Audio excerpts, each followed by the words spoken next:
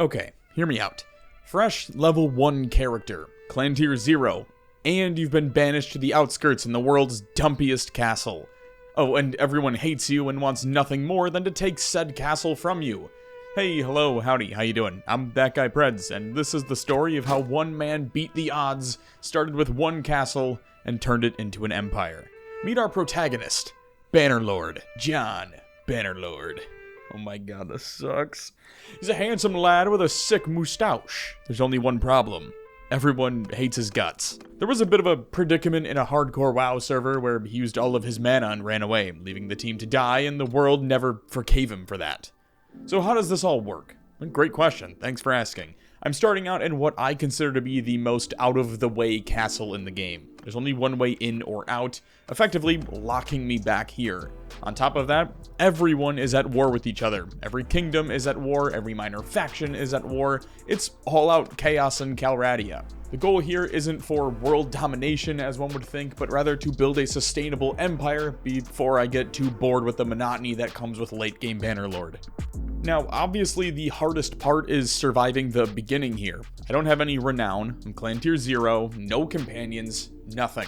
And not only do I not have companions, but I can't recruit any yet either, since every city in the game is hostile towards me. It's just John Bannerlord against the world. If I lose the castle, I fail the challenge. So first things first, I took stock of my situation. One castle, 2 towns that produce iron and grapes. The settlement brings in about 1,000 dinars per day, and after factoring in garrison costs, I walk away with a net profit of almost 700 dinars. Since the kingdom of Bannerlord is statistically the weakest and surrounded by enemies, I figured I was most likely to be attacked as a way to wipe out a potential threat as quickly as possible. So I immediately got started on recruiting peasants from the towns I owned, and moved them into the garrison. When it comes to gear, it ain't much. I've got a hunting bow that does 45 pierce damage, 1 stack of 27 arrows, and a dull one-handed sword that does 55 cut damage. Not great, but I guess anything is better than nothing. To try and progress as much as possible before the sieges started, I grabbed all of the tier 1 peasants and got to work fighting some bandits near the local towns. Early on like this, it's vital to keep prosperity and security, since that tends to have a direct correlation to construction resources and loyalty, both of which are required for the castle to withstand really any amount of fighting. Not only does fighting bandits help with keeping the peace in the area, but it also gave me an excuse to start leveling my combat skills while simultaneously upgrading my gear. Actually, come to think of it, this is the only way I can upgrade my gear for the moment. At least until I make peace with another kingdom. On the bright side, one of my towns is in desperate need of manual labor, meaning I can sell my prisoners to them at a crazy high price, only further cementing the idea that fighting bandits around the area was the way to go.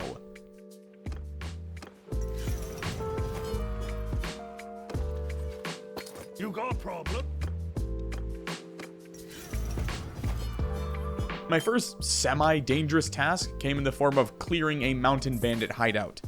Easy enough on its own, sure, but what about when it's deep behind enemy lines in the Western Empire?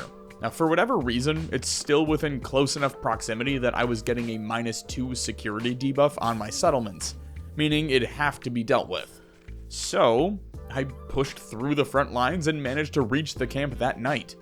If anything, this just gave me the perfect excuse to farm out some easy levels in my bow skill, so I was just happy to be doing something productive.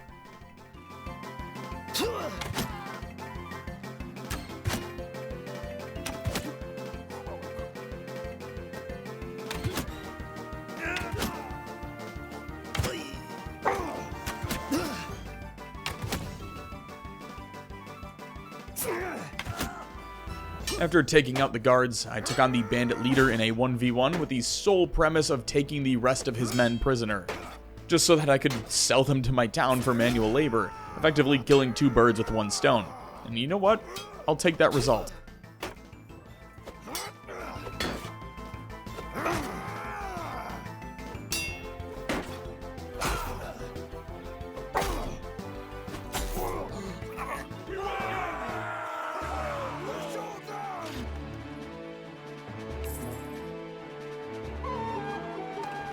Unfortunately, it's not all sunshine and rainbows.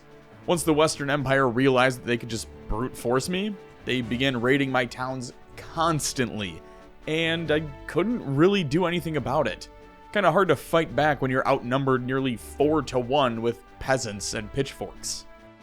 On top of that, anytime I tried to leave the castle, one of the nobles from the Western Empire would quite literally camp at my gate, preventing me from leaving. It really felt like I was back in Black Ops 2 on Nuketown all over again, where everyone had sentry guns, napalm, and swarms on standby. So, to get back at them, I did the only thing I could do, and raided some of their weaker towns. You know what? Sometimes you just gotta embrace being the villain. When I wasn't busy raiding the towns of the Western Empire, I could be found ambushing their peasants who, for whatever reason, flock together in groups of 30 when they travel throughout the lands, making them incredibly easy targets to continue training my soldiers on.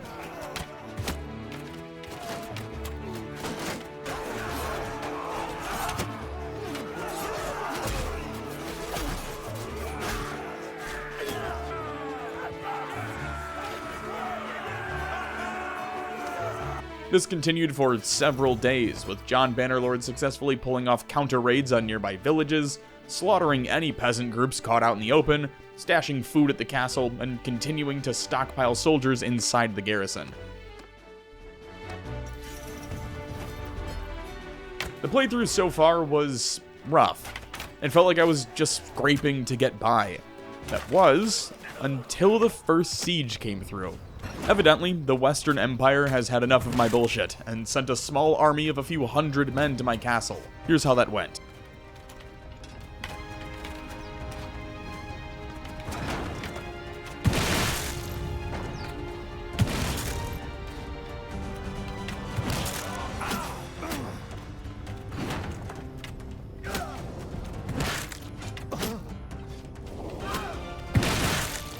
An easy victory for sure, but that was quickly swept under the rug when a follow-up army came marching on over, outnumbering us almost 5 to 1.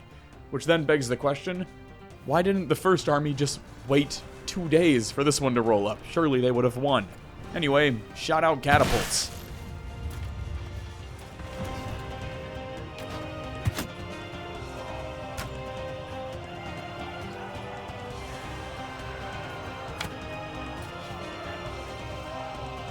Honestly, these back-to-back sieges might have been the best thing that could have happened to me. Check out some of these gear upgrades.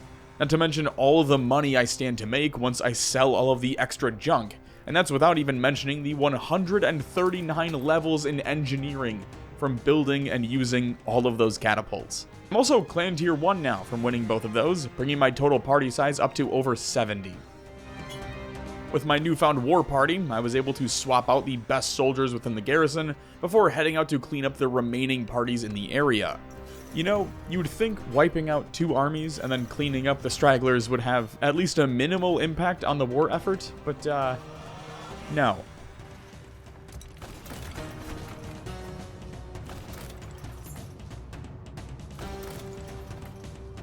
Ah, shit. Alright, this might be it.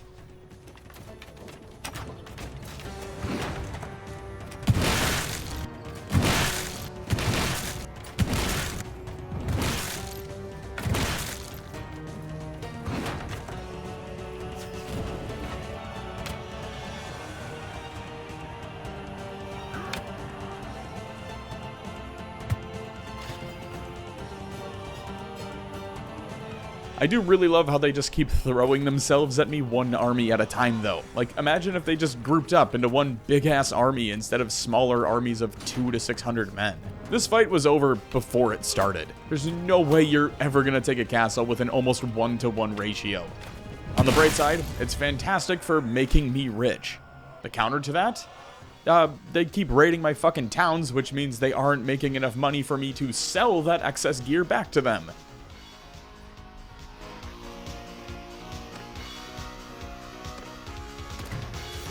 With that though, I've accumulated enough influence to start negotiating peace deals with other territories. Sure, I won't get any tribute from them, but it's better than being at war with the world. Shout out Norm. To start, I went with Britannia and the Azerites, since they're close by and the easiest to trade with. I don't want to negotiate peace with the West until they're willing to pay tribute to me, though, so I'll have at least some form of extra income to work with. Speaking of income, want to watch me go up 70k in like 5 seconds? Sadly, whenever I leave the castle, though, the West seizes the opportunity to raid all of my villages and try to take said castle from me, forcing me to sprint back, fight my way back into said castle, and then hold them off until they give up. Again, great for profits, but terrible for my sanity.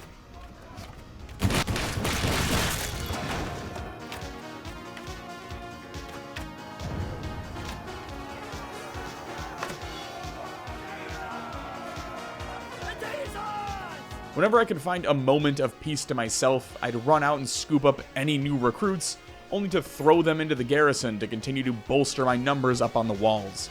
And on the off chance I was left alone for more than a fraction of a second, I'd sprint out and rip off a few more raids to keep them on their toes.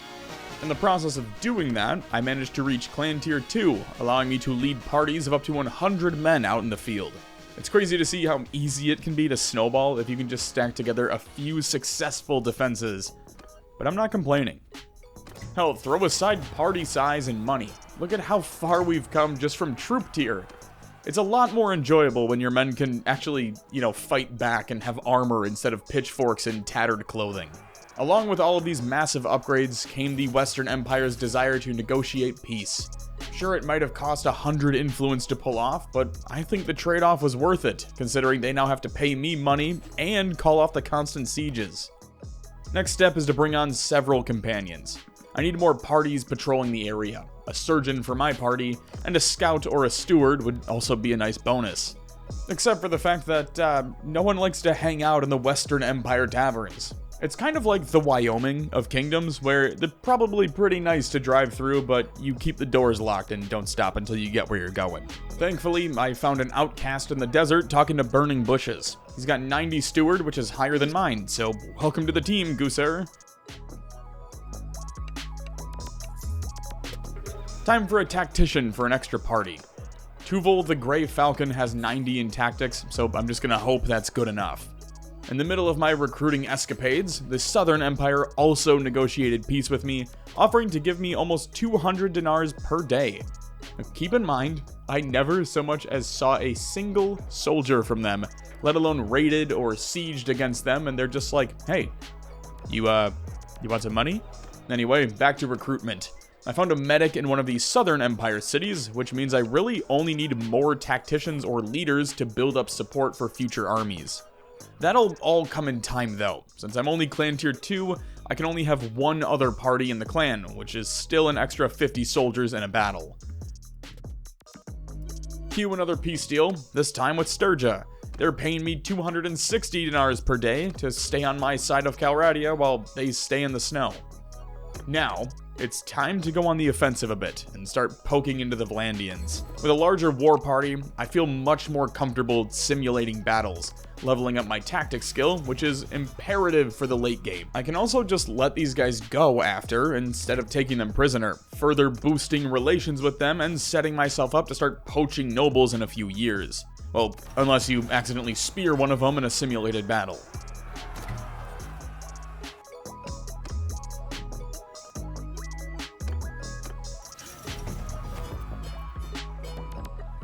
After winning 4 fights in a row, we negotiated peace with Vlandia, now earning an additional 200 from them per day, bringing our total up to just under 1,000 dinars per day in total tribute. With the influx in cash, along with the massive savings I've accumulated, it's time to queue up some castle upgrades, starting with a militia grounds.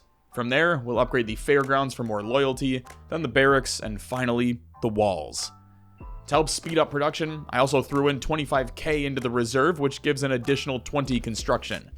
While that was going on, it was back to accepting quests in my governed towns in order to continue boosting my charm skill, another one that'll be vital for the endgame. This guy specifically wants 28 bandit prisoners, which means it's off to go find some massive looter parties and steamroll.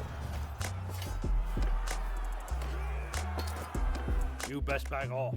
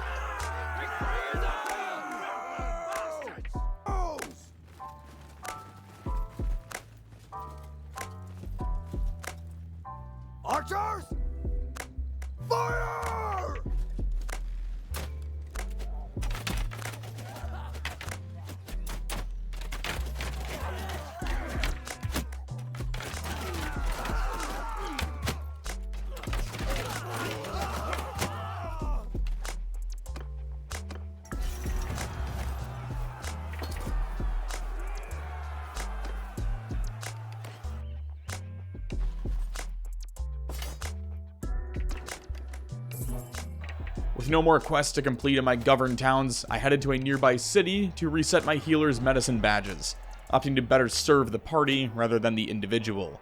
Same with Gooser for his steward levels. I don't really care how much food a party consumes, I'd rather have their wages be significantly cheaper.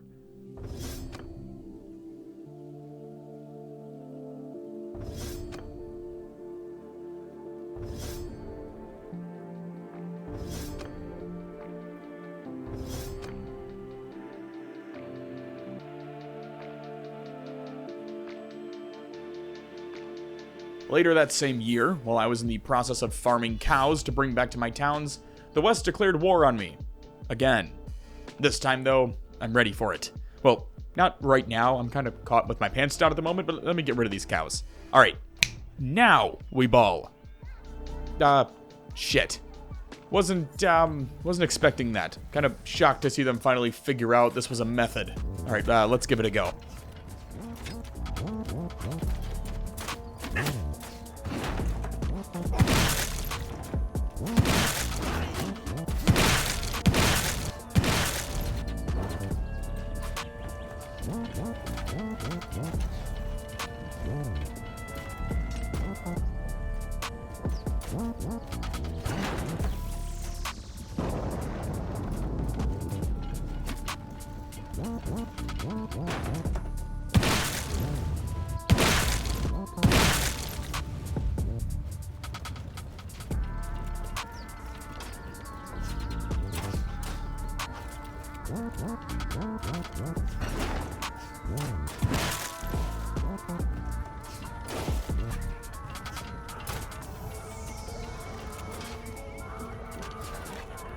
There's no fucking way.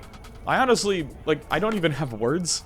This might have been the biggest siege upset I've ever pulled, and all I did was destroy 2 pieces of siege equipment. This wasn't some crazy battle. We just beat them.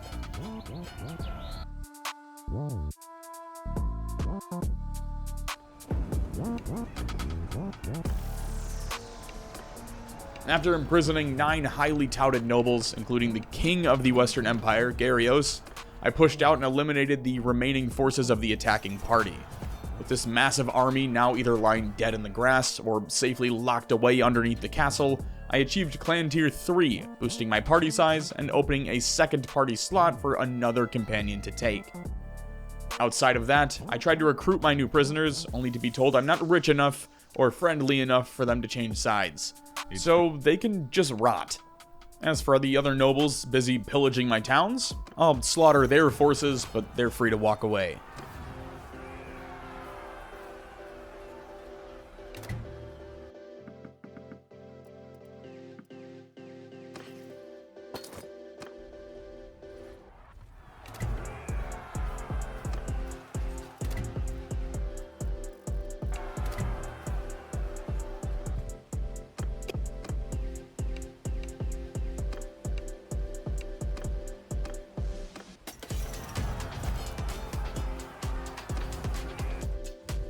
It's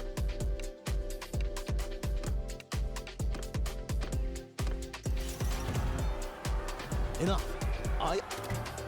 In the process of winning battle after battle after battle, I've managed to boost my charm up to almost 100, and tactics up to 65. With Clan Tier 3 though, I took advantage of the opportunity to recruit another companion, Purios the Boar. He's the key to another war party, as his tactics are also in the 90s.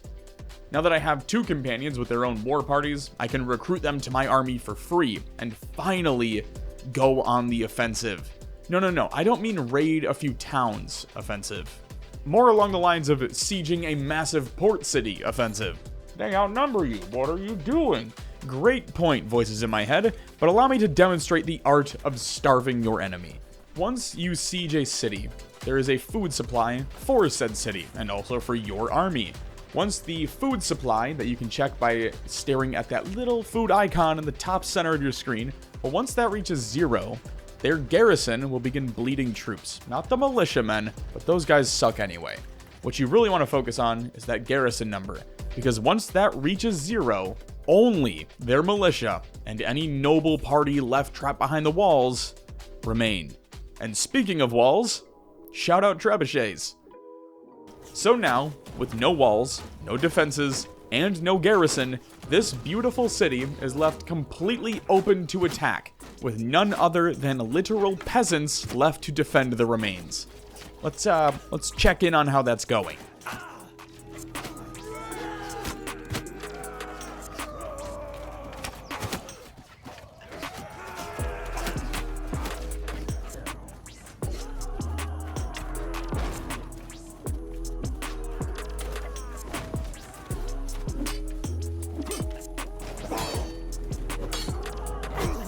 You know what? Don't even worry about that. It's fine. Even though just because I suck at the game doesn't mean my soldiers do.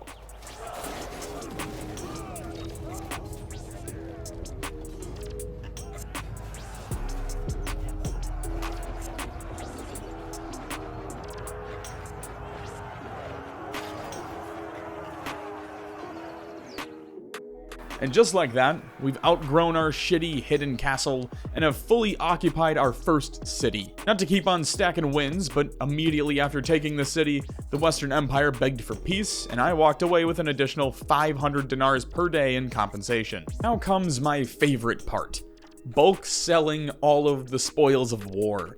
All the successful battles, the massive siege defenses, and the city occupancy. In total, I raked in almost 370k, while also dripping out my companions in the finest armor that I'd looted along the way. Are you seeing the start of the snowball? Good, because this is only the start. We haven't even started rolling yet, this is still packing it into your hands. As a way to increase loyalty and prosperity in the city, I began recruiting and mass donating to Ortesia's garrison, only for the Azerites to immediately declare war on me. Now thankfully, any armies that the Azerites send my way will need to pass through the city first before reaching the castle, so I can turn this into my makeshift Thermopylae. That's fine though. If they want to declare war, we have the advantage of being able to mobilize incredibly fast, meaning we can siege a castle within the first day of war while their kingdom struggles to form a single army.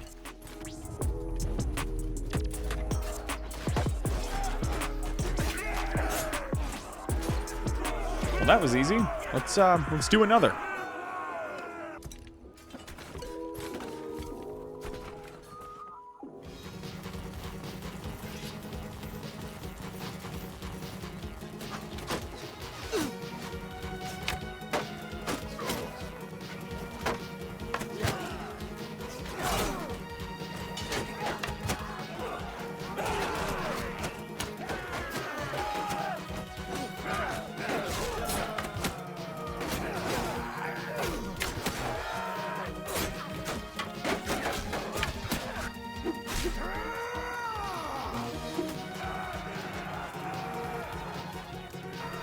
Okay, so slight problem. Turns out, when you only have 3 nobles to control a kingdom, packaging them into one army tends to have, consequences. Like, for example, if Vlandia and the Western Empire also declare war on you and send a massive fucking army to your recently acquired city. Much like the previous siege battles, the sole focus is on destroying the equipment. Kills don't matter. Yet. For now, it's all about getting rid of the battering ram and tower as quickly as possible.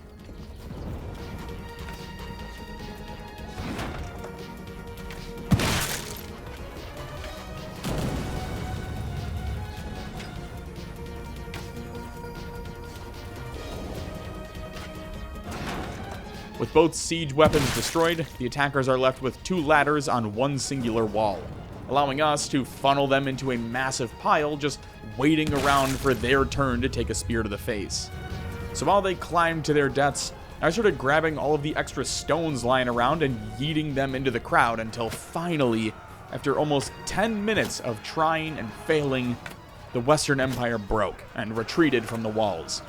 Once again, we walked away victorious from a 1,600 unit army.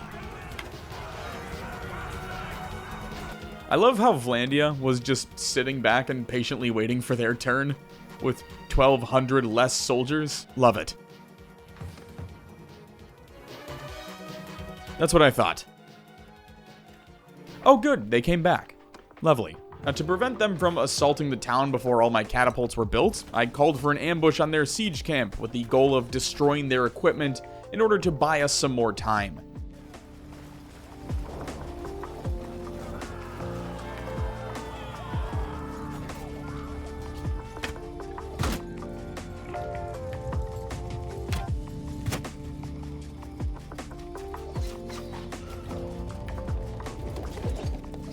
Another siege defense, another easy victory.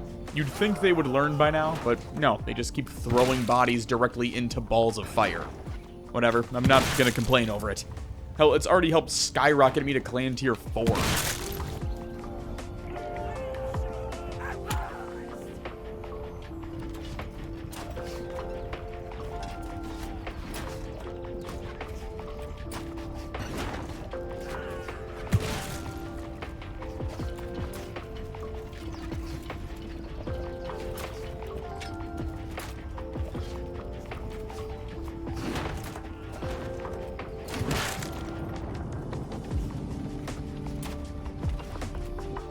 Anyway, everyone just kind of kept declaring war on me again, causing me to have to sit back in Ortesia and defend it from siege after siege after siege after siege, until finally, after almost an entire in-game year of defending the city, we managed to sue for peace. Sure, I lost every other castle I previously held, but at least I'm about to become a millionaire. Hello, post-editing Preds here. Real quick, I know in the very beginning of the video I mentioned how if I lost the castle that I was holding, the challenge would fail. Because I still own a castle or city, in this case Ortesia, the challenge is still going. It doesn't matter what piece of land I own and hold on to, as long as I hold on to at least one castle or city. So in this current instance, if I lose the city Ortesia, the challenge would subsequently end. But if I take another castle and then lose Ortesia, we still have that castle to defend, so the challenge continues. Hopefully that clears any of this up. It all made sense in my head at the time, but I can see how it can be a bit confusing as I'm saying the voiceover out loud right now. Anyway, back to the video. Okay, a war on two fronts is much more feasible, but first things first, I need to reclaim the old castles that I'd lost over the past few months. So I took the castle back in maybe 5 minutes, only for two separate armies from two different kingdoms to immediately come sprinting back towards it. For reasons. This siege was pretty unique though. Since I just sledged down the castle walls to take the damn place, there wasn't any time to rebuild before these boners showed up.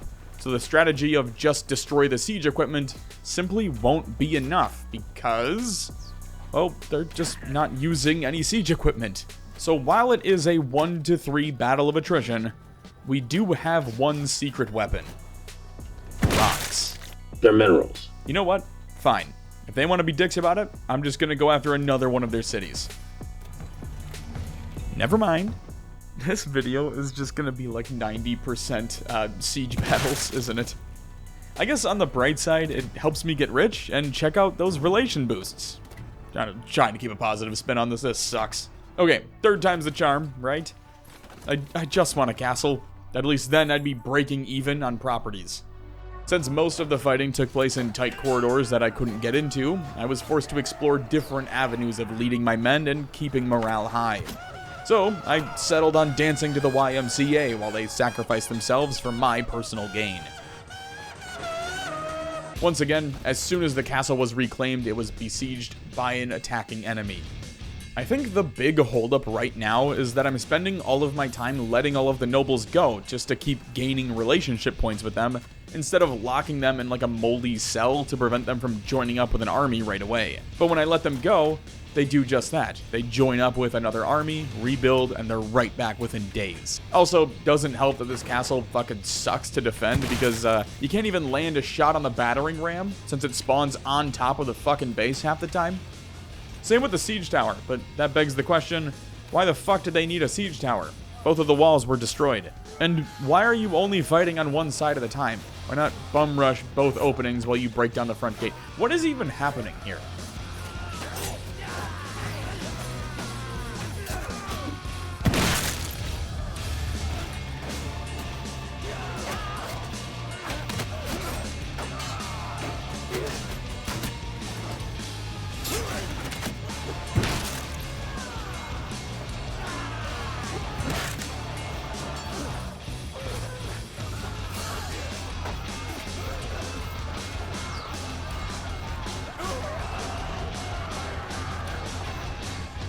In the hopes of speeding up the end of the war, I decided to take a group of nobles prisoner and throw them in the dungeons of the castle ruins. While that itself didn't end the war, I'm sure it at least played a part in me convincing my first noble to join my kingdom, and you know what? I'll take it. Sure, he only owns one singular castle, and it's nowhere near me, but hey, we'll get there one day. Alright, fuck it. What's one more siege defense in the same damn castle? One day, they'll sing songs about the battles for Guarantor Castle. Mark my words.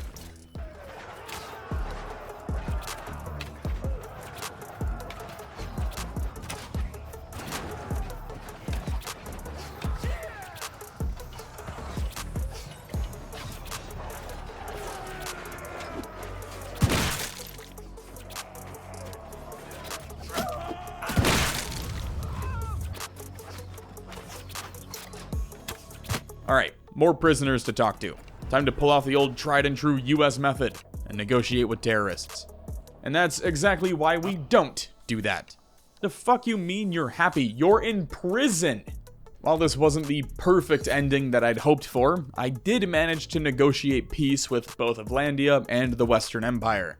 Now it's time to begin our next phase, convincing dozens of nobles to join our cause. Both the city and Guarantor Castle need a shit ton of upgrades, so I queued up a few months worth of work and let them cook while I did the dirty work, talking to people. Gross. This was a bit tricky, because I'd basically just been making friends with the enemy for like 3 in-game years, and wasn't necessarily keeping track of who was in charge of what. So while I thought I was making substantial progress, in reality, I was just befriending the crayon-eating brother of the head of the family. After spending most of the spring trying and failing to convince a few stubborn nobles to join the cause, I opted to spend some cash on new weapons and began planning my next move. If I didn't have any nobles willing to join me, I'd just continue by myself.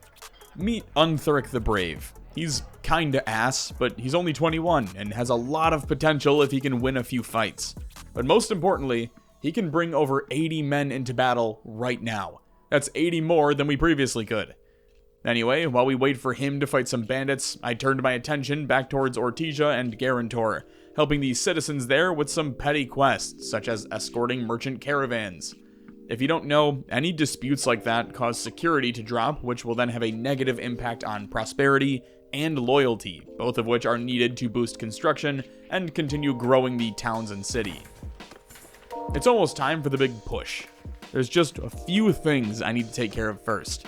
Just some small tasks, like spending a few hundred influence points to enact policies that have a 100% backing from the, 5 nobles in my kingdom, considering they all love me because I gave them land and a bit of power.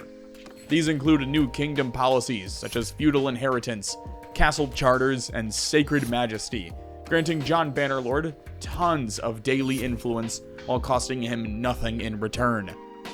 With the political sphere all shaken up, it's time for the big push south. So as the new year approached, I had John Bannerlord amass an army in the South Passage, just outside of the Azerite border. There are only 2 ways in or out of the desert, and considering the other passageway involves traveling through hostile territories of 3 major kingdoms just to reach me, I think it's safe to say that securing this choke point is the top priority. Trust me, I'd love to just turn around and go right at Vlandia, but we're just not strong enough to pull that off yet. Maybe once this off-brand crusade is wrapped up and I have a few more nobles committed to the cause, it'll become a possibility though. Only time will tell. From my understanding, nobles are more likely to join you if they don't have any land.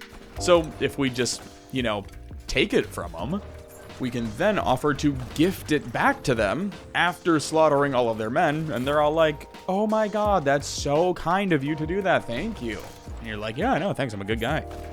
With that in mind, I raided a small town, which immediately triggered a war with the Azerites instead of having to spend any influence trying to achieve the same goal. Remember everyone, ask for forgiveness, not permission. Since we still only have a few nobles within the Bannerlord Kingdom, I built my army out of my own personal clan companions, choosing to have the other nobles play defensively and defend the passage. This, in turn, left me with an undersized army, so instead of trying to take on these massive cities, I targeted the castles in the region first. The first two were actually really easy to take, and I even found a new strategy. If you break one of the walls and load up on catapults, you can bait the militiamen and they'll just chase you outside of those walls, only to be greeted with a flaming rock to the face. Funny enough, this was how most of the early portion of the war went. Just two armies bouncing back and forth between two cities, all the while avoiding an open field confrontation. That was until late spring 1089, when instead of rushing back out after retaking a castle, I chose to stay back and just wait patiently. It only took about a day or two before two Azerite armies sprung the trap, and just like that, the battle was on. This was a chance to strike a massive blow to the Azerite kingdom. If I could fully disband two armies while also taking everyone prisoner, there'd be no one to stop me from ripping off siege after siege after siege. Thankfully, the Azerites are still committed to spamming equipment, even if the walls are almost fully destroyed, which made my life a hell of a lot easier. Or so I thought. Turns out, they're a rowdy bunch. A proud people, if you will. And even with all of their equipment destroyed, the Azerites had no problem storming the castle and going toe-to-toe with our weakened forces. God, our medic deserves a massive promotion. Just single-handedly wiping out this entire army.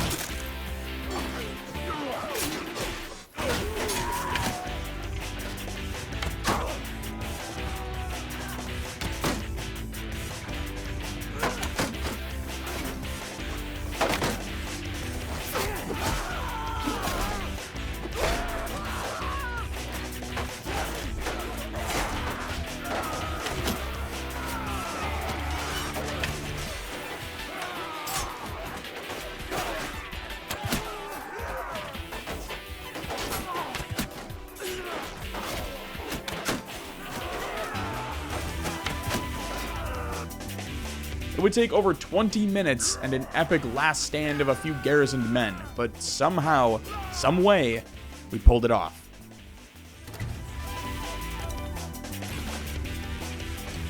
For about 2 days, until a bunch of nobles formed another army and came right back for round 2. With over a dozen noble prisoners sitting in my newly claimed castle, I was able to take another before the Western Empire declared war on us. In order to prevent a war on two fronts, I negotiated peace with the Azerites, with them now paying around 1,500 dinars per day in tribute. Overall, we walked away with 2 more castles and a solid tribute payout. Anyway, back to the stereotypical Western Empire war strategy of sitting my ass in Ortesia and defending until they finally give up and sue for peace. Or maybe not. We may be outnumbered almost 3-1, but they're charging the walls of our city with 14 nobles. If we can hold them off, This might be the catalyst to pushing deep into the west. While we did manage to wreck the tower, Gyarios and his men were able to sneak the battering ram through, and within minutes, the fight for the front gate was on. And with the help of a psychotic John Bannerlord, retake the courtyard and successfully lock down the front gate again. All before I took an arrow to the chest, ending my time in the fight. I will say though, I was fully expecting us to fold here, but instead, these boys fucking held the gate.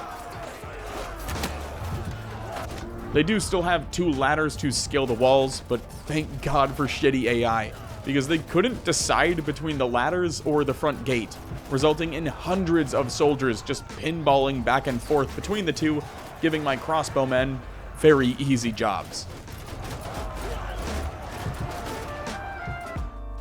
There was even an all hope is lost moment where the West forces managed to break through the defensive line, only for a garrison of militiamen to outflank them, and with the help of a psychotic John Bannerlord, retake the courtyard and successfully lock down the front gate again.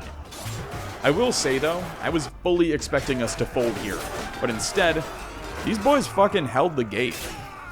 And even better, 4 soldiers, 4 fucking guys, held the entire right wall. Just look at their shields. Their only job was to keep the ladders off of the wall. And you know what? They crushed it. Honestly, I think it's safe to say that these 4 men almost single-handedly saved the city.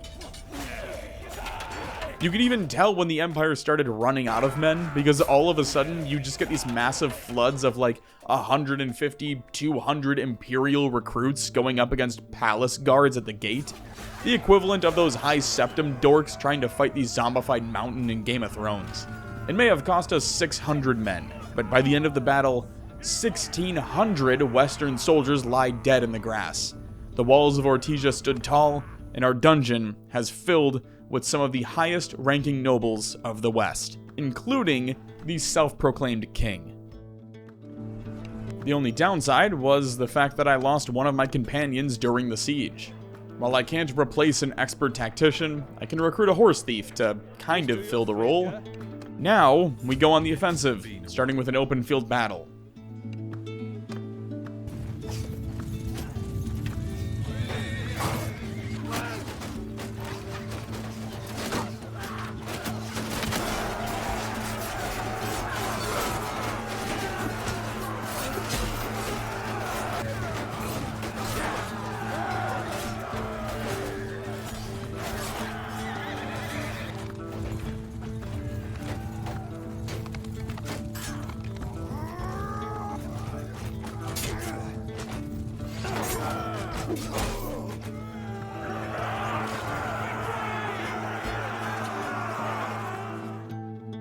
This one, though, I'm simming this. And this one. You know what? Fuck it. I'm simming a city siege. And a castle. This, right here, this is why you level tactics. After a certain point, you just kinda win. It doesn't matter what the odds are, the 20% or 30% advantage you get from leveling tactics is just too powerful to outpace.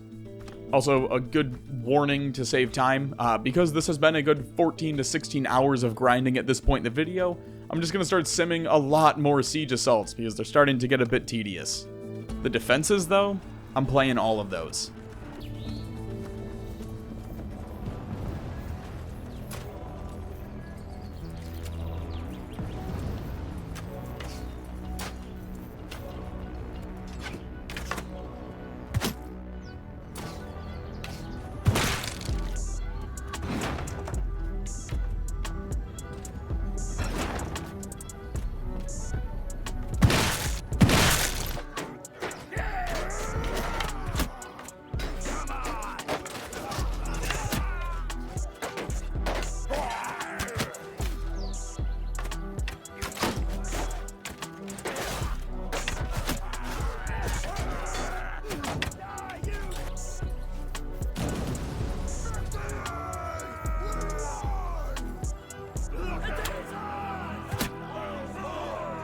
Time to load up the prison. After securing another victory against the West, I spent about half of my fortune to recruit Vipon, one of the Western Empire's top nobles, to the Bannerlord Kingdom. And not just him, but Ceratus as well. Two high-ranking nobles from the Western Empire, now strong proponents of the Kingdom of Bannerlord.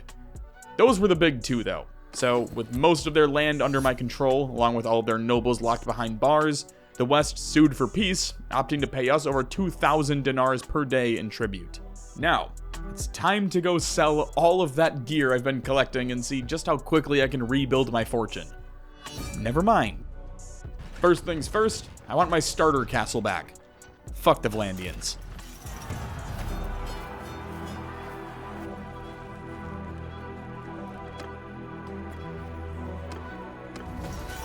Once again, this is why you level tactics. All of the imprisoned nobles are still pretty happy with their standing, so, we'll see how they feel in a few months, I guess.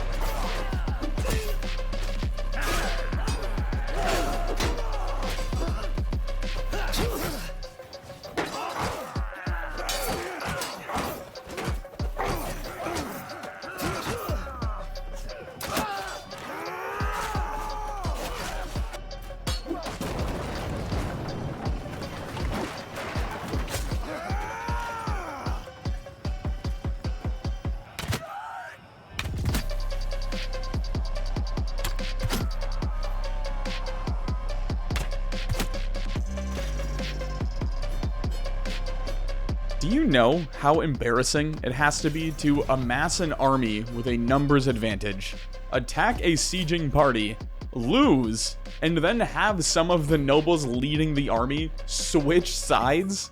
That's insane. God, I love this game. Anyway, I ended up signing a peace treaty with Vlandia after the Southern Empire declared war on us. Not that I'm all that concerned with them, but more so because it also gives me an excuse to steamroll the West again. Oh, and steal more of their nobles to my side. For 11k. That's a cheap bitch right there. I do respect the West's constant attempts at sieging though. Like, at some point you'd think they would get the hint, but it's been almost a decade now, and they're still doing the exact same thing. You can't keep getting away with this!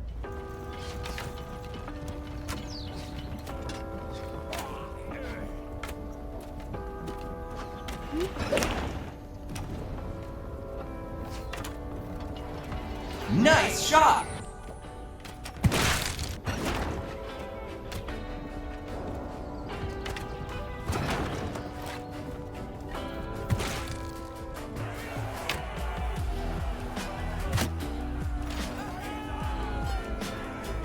In the midst of another siege defense from Gyrios, the Sturgeons and the Batanians both declared war on me, meaning we're now at war with half of Calradia.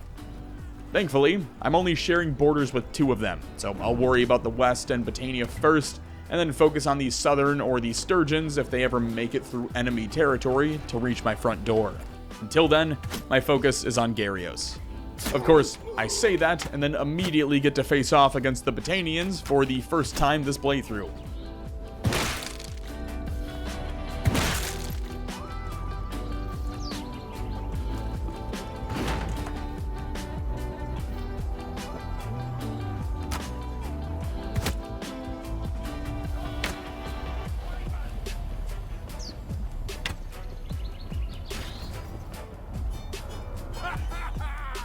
Since when?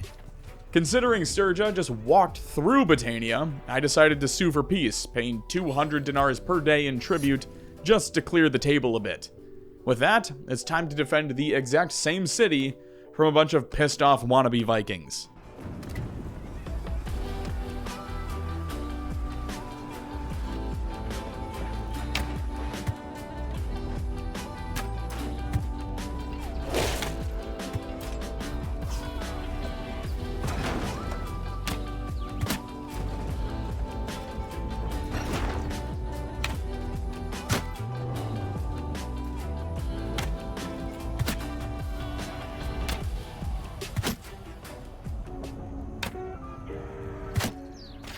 That's practically their entire attacking force. So after cleaning up the survivors of the assault, I turned my attention back to the Western Empire, wiping out 2 more armies before I got my first taste of combat against the Southern Empire.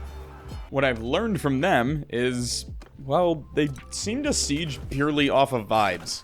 No equipment, no preparation, just, our numbers bigger? Fuck it, we ball. And they just yeet bodies into the walls up on these real dinky ladders. A part of me finds it pitiful, but it's kind of funny if you think about it.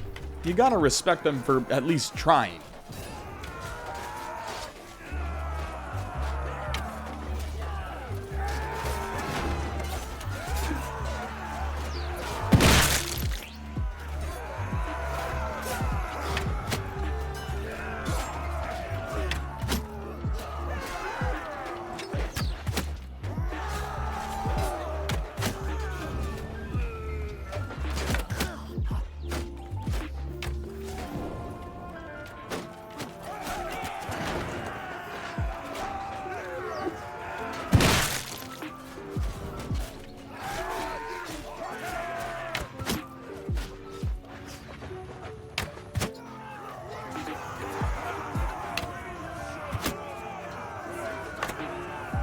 After cutting their forces in half, I allowed the nobles to walk away instead of being imprisoned so that I could start to build up a relationship with them.